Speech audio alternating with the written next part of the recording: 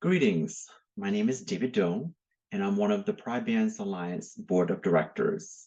I'm also a member of our Diversity, Equity, and Inclusion Committee. I would like to introduce to you all our Diversity, Equity, and Inclusion Access and Belonging, or DEIAB Playbook. Our DEI Committee has put together this DEIAB Playbook to provide all of our member bands the opportunity to either start or consider launching a DEI committee, or if you're in the midst of launching the DEI committee, then you can also think about all of the checklists and activities that should be in place when you are launching a DEI committee. Those who already have a DEI committee, there's also sections or parts of the DEIAB playbook that will help you to grow your DEI committee, and lastly, to thrive your DEI committee. So in this first segment, I would like to introduce you all to the pre-launch and launch phase of the DEIAB playbook. It will start with an introductions to what is our Pride Bands Alliance commitment to DEIAB. In this section, you will see that position statement is available on our Pride Bands Alliance website. And why are we talking about DEIAB in light of being an LGBTQ plus musical organization? We also have some slides to generate some discussion and to set the stage, if you will, of this topic and for this topic. And then we go right into the DEIAB playbook. In slide 4, you will be able to share with your interested members and key stakeholders as you are launching, or if you are having ongoing meetings with the DEI committee, is a statement of our Pride Bands Alliance commitment to DEIAB, and you can find this statement on our Pride Bands Alliance website. This slide is a continuation of our Pride Bands Alliance commitment to DEIAB. When you get to slide 6, this is an opportunity where you can actually tailor to your member band and your members and your community. So even though you have created a safe space for your member bands and your members to join your member bands, there's always an opportunity to really still continue to have the dialogue relating to diversity, equity, inclusion, access, and belonging. This slide is an opportunity to remind people that despite the safe space within your member band community that you have generated and created, what you will see is there's still opportunities to talk about diversity, equity, and so on.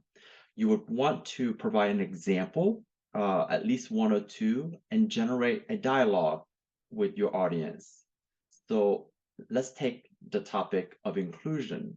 Is your member band, are you creating that safe space that people of all ages, all education levels, all musical abilities, all languages and religions really truly feel safe in your member band?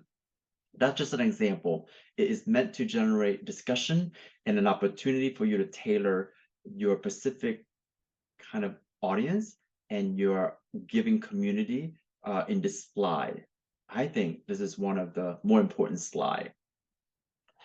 In setting the stage, we don't want to make assumption that everyone understands the definitions of DEIAB. So in these 2 slides, we provide you with a definition. You certainly can tailor and use other sources to even come up with your own version of the definitions for these important terms.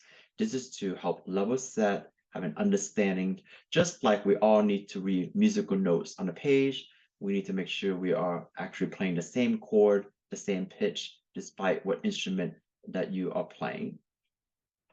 This slide is also a continuation of the kind of the uniqueness of our community. So we have other considerations being part of the LGBTQ plus community.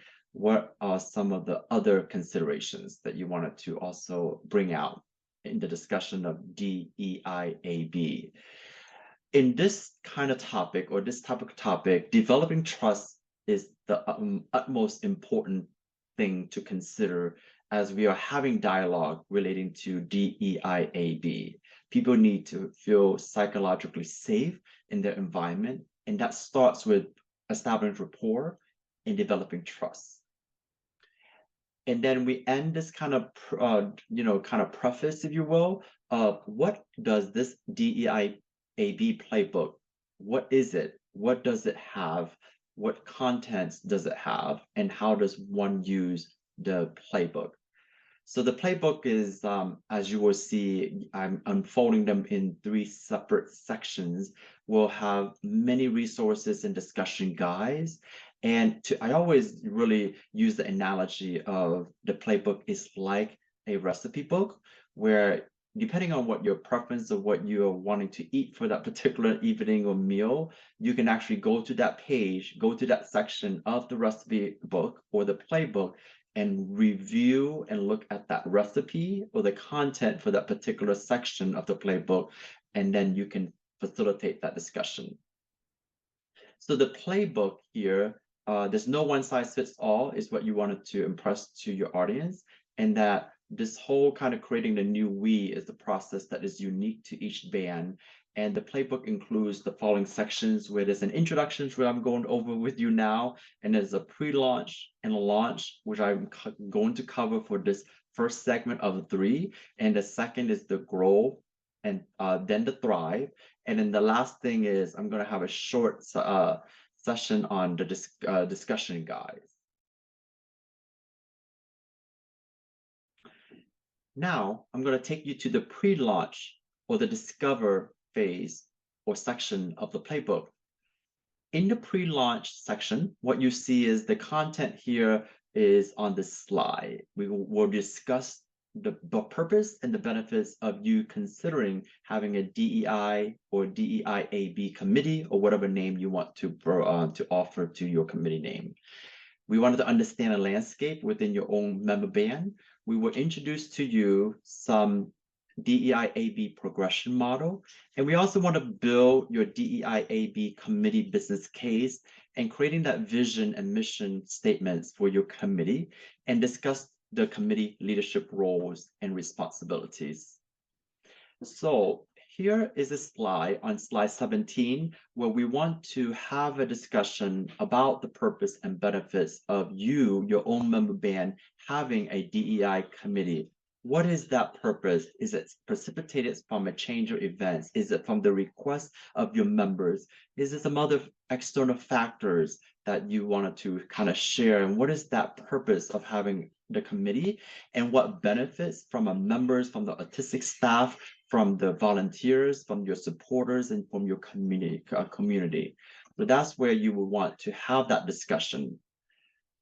On slide 18, I particularly like this slide a lot because it really provides some open-ended questions for your band and your leadership team, or those who are involved in forming a DEI committee, to think about what activities have you already done without the formality of a DEI committee, and what process that needed to be in place and also be approved by the board. What do you envision as the obstacles of forming and implementing and rolling out this DEI committee? And how did you deal in the past with those obstacles, or how you anticipate some of the obstacles that you need to face and have an action plan put together? Is all to ensure the successful launch, but also more importantly, the buy-in from your key members and leaders and volunteers and community members as well. In the role as a DEI leader, what keeps you up at night? If you are that person champion for this DEI committee, and what one thing should I know that I didn't ask you before? So these are just merely sample questions, but it's a good starting list of questions. Certainly can add more questions as you're having these interviews and kind of open focus groups and sessions. On slide 19, it's always helpful to really have a framework that you work from. So this is an example of one, the DEIAB progression model. There are pillars here or the areas of focus, including band culture, community, etc. You can read that. I wanted to just kind of walk you through how you would facilitate this slide. The point here is there are questions that are in each of these pillars and areas of focus. So you would like to ask these questions because what you would do is you will come up with goals and initiatives to really focus on these 5 areas or pillars. These 5 areas of pillars would then continue on with you providing more details to it. What are some activities or your DEI committee could do in the launch phase as you are pre-launching your committee that will meet or satisfy the goals and initiatives of your various pillars, band culture all the way to band strategy. There may be things that you are already doing now. That's what you want to capture in that middle column. It's always helpful to, I know this may be a little bit of formality that you may not be accustomed to on your particular board, but what you would like to do is come up with a business case. What are some reasons or questions to help provide those responses to why would you want to get the DEI committee off the ground? Is it because it might align to your band core values? What's the current culture within your band? What might be your vision and mission that is specific to DEI and not necessarily your overarching organization? It should be in alignment, but there is an opportunity for you to look at the vision and mission for the DEI committee. Why is having one committee important to your band? And what's the purpose for creating it? What are the opportunities for your band to address DEIAB by having this committee, the resources that are used to gather information to complete this business case, what might be in scope or out of scope activities that do not or should be included in your DEI committee scope, what might be some risks that you should consider of forming a DEI committee. This is where you might look at other statistics and maybe other cost benefits analysis and what are those benefits. So this is really for the core leadership team of the DEI committee that you are forming to really think through. And there are additional questions. There are a total of 15 questions here. When you build your business case, if you haven't done one if you haven't written one before, this is a slide that suggests a certain section of your business case, including have a title and your sponsor, whoever the champion is. It may be the sponsor, could be very much be the board of directors or a specific person. What are the opportunities for your bands and your members? What are some of the proposal inputs, the benefits that I mentioned, in scope, out of scope, and risk of not having or launching a DEI committee? Then you want to continue to challenge your core leadership team to come up with a vision statement and mission statement for your DEI committee. And then we think about the leaders and the core team members that you might need to have in place because there will be a lot of moving parts and you can't really do this alone, one person doing it. That's really the antithesis of inclusivity. So what you wanted to do is really consider the team that you have to have in place. This slide gives you some suggestions. There may be a chair or co-chair. It's always better to have two. And then there may be someone who's looking at the literature for policies that might be relevant to. So that might be a policy lead if you need that.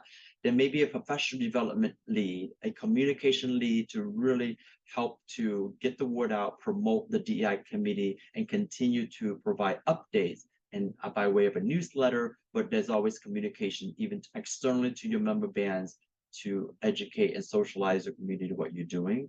Member engagement tends to be quite busy, just like with events lead. There may be events that you would like to produce in partnership or in spirit of DEI committee.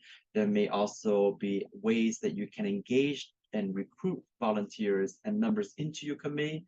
Operations are more of the project management, PMO function or project manager office function, keeps everything in place and helps with kind of organizational aspect of your committee. Community lead is when you're reaching outside of your member bands and see if there's an opportunity to engage and partner with your nonprofit organization that share or similar mission and vision of your committee and also your band. So these are simply examples of roles that make up part of the DEI committee leadership team. You have completed all the pre-launch or all the prep work. Now, what do you want to consider or need to consider when you are thinking of launching the committee? So this is the list of topics for this section: the DEI Committee Charter, the DEIAB Leadership Model, creating a launch plan, onboarding your sponsor or your champion, if you want to call that name instead, and setting up for success. So after the business case, you might consider, and none of this is a requirement, by the way, this is what I'm sharing with you is best practices, or it has worked in other environments or cultures or industry before. So we wanted to share best practices. A charter, if you have written one, includes the following sections. It has a preamble. Article 1 could be the name of your DEI committee, the mission that we spoke about earlier. What are the eligibility criteria for one who wants to participate in the DEI committee?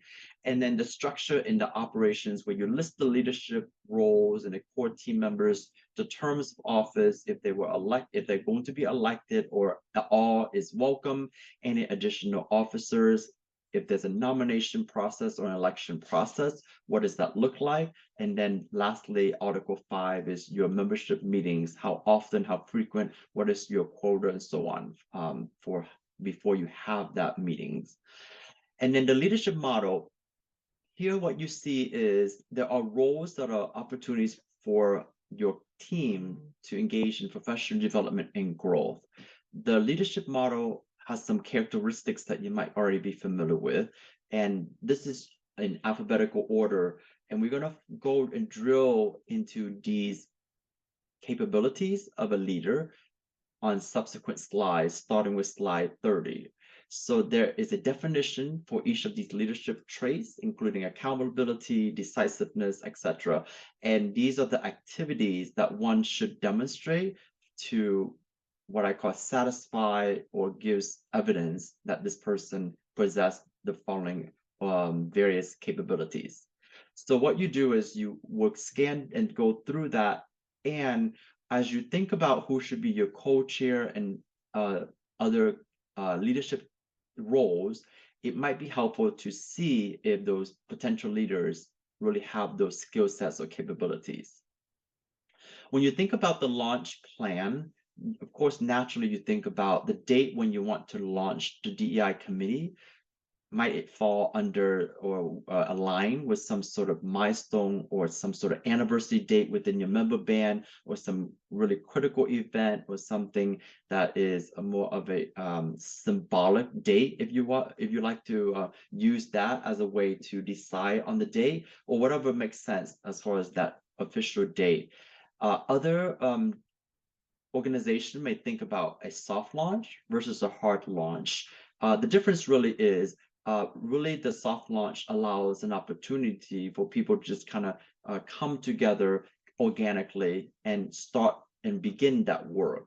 And then when it gets to that some sort of level of maturation, you might want to consider officially launching and make it more of a formality of introducing and formally announcing your DEI committee, the scope, the vision, the scope, the description of that, and how to get people excited about it so you can welcome them in and recruit them into your committee. So the launch plan is quite simply just a list of tasks and milestones and who own them and what date needs to be completed up through the launch date.